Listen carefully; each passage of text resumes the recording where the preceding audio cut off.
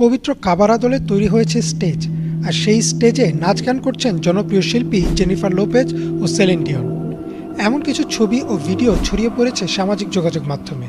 সম্প্রতি সৌদি আরবের রাজধানী রিয়াদে একটি ফ্যাশন শোতে দেখা গেছে এমন দৃশ্য, আর এরপর থেকেই বিশ্বজুড়ে শুরু হয়েছে সমালোচনার ঝড়।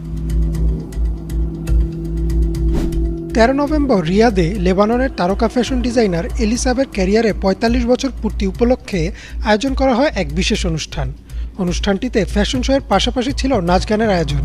আর সেই আয়োজনেই খোলামেলা পোশাকে নাচ ও গান পরিবেশন করতে দেখা গেছে জেনিফার লোপেজ ও সেলিন ডিয়নকে। আর এরপর থেকেই বিশ্বজুড়ে নেটিজেনদের মধ্যে শুরু হয়েছে তুমুল সমালোচনার ঝড়।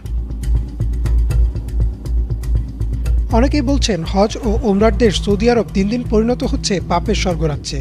যে দেশকে ইসলামের রাজধানী বলা হয়, যে দেশে জন্ম নিয়েছেন মানবতার মুক্তির দূত হজরত মুহাম্মদ সাল্লাল্লাহু আলাইহি ওয়াসাল্লাম, সে দেশে কি হচ্ছে এসব?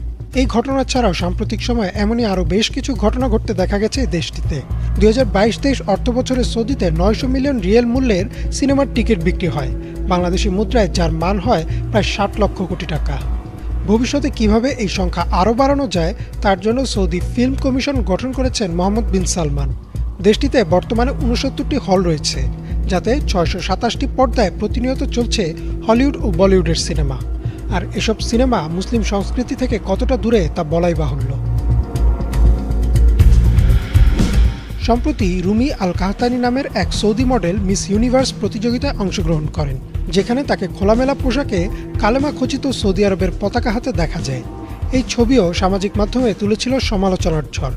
এছাড়াও ইসলামে যেখানে মদ পান করা কঠোরভাবে নিষিদ্ধ, সেখানে সম্প্রতি বার খুলে মদ বিক্রির সিদ্ধান্ত নিয়েছে সৌদি সরকার।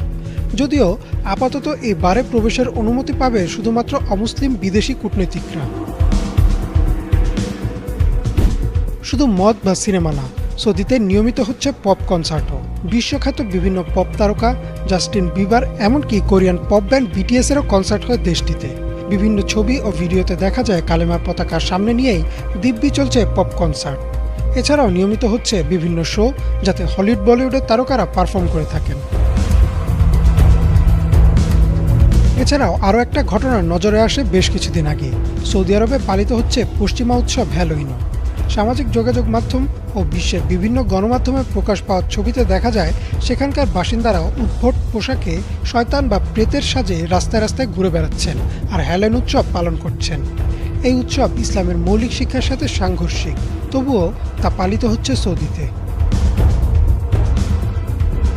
মুসলিম জাতির জন্য সবচেয়ে পবিত্রতম দুই স্থান মক্কা ও মদিনা, যে দেশে শুয়ে আছেন বিশ্বনবী মুহাম্মদ সাল্লাল্লাহু আলাইহি ওয়াসাল্লাম, যে ভূমিতে জন্ম নিয়েছেন সাহাবা ইকরামরা, যে দেশের পতাকায় রয়েছে পবিত্র কালেমা, সে দেশ এখন পরিণত হয়েছে পাপের স্বর্গরাজ্যে। নেটিজেনদের অনেকেই প্রশ্ন তুলছেন যে এগুলো কি পৃথিবী ধ্বংস